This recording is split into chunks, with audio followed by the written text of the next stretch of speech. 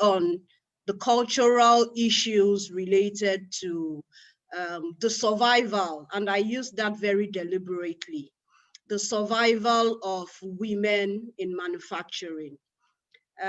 It's always interesting to see that women get into the industry, of course, with all of the efforts around STEM, career guidance, counseling, even at a very tender age. But sustaining that interest is something that has become very crucial. And a lot of times we find women in the humanities doing a lot of work in manufacturing, from finance to procurement, supply chain, even sustainability that we represent.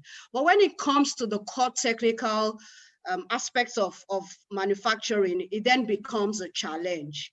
A few things include, cultural biases, which Morena had spoken about earlier. Also, there are things around perception, and with perception, it goes more in multiple folds in terms of how family, sees the people or sees the woman, working in a male-dominated industry, how the society sees the woman, working in a male-dominated industry. And in fact, what kind of relations are built in the workplace. A lot of times we find, women developing even relationships with their male counterparts. And it becomes pretty much a challenge to be able to say, oh, I would remain here because this is where I found myself. And so survival becomes an issue when we realize that women are, just a fraction of the entire population in the plant. So even in terms of meeting their needs, their physical, their mental, their social needs, their health needs, the society is not giving them that kind of leverage that is required.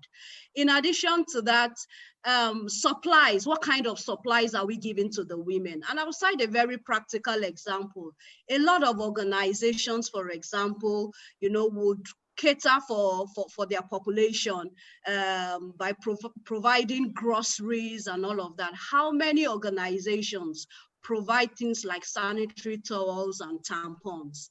And that reason may not be far-fetched. Maybe the person at the helm of affairs with supply chain and procurement is even a man.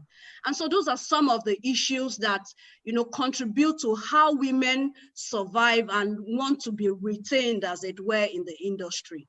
I think that, when we are a bit more deliberate in terms of policy formulation, in terms of inclusion for the women, for the woman in the manufacturing sector, then we are a step ahead of getting to where we want to get to.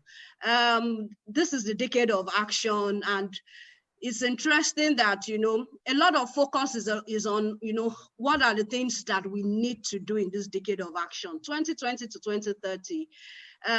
There's so much global awareness around gender diversity, gender equality, but where are the specific actions?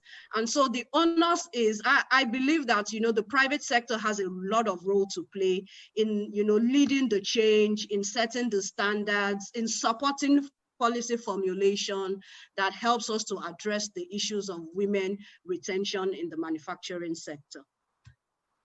Thank you.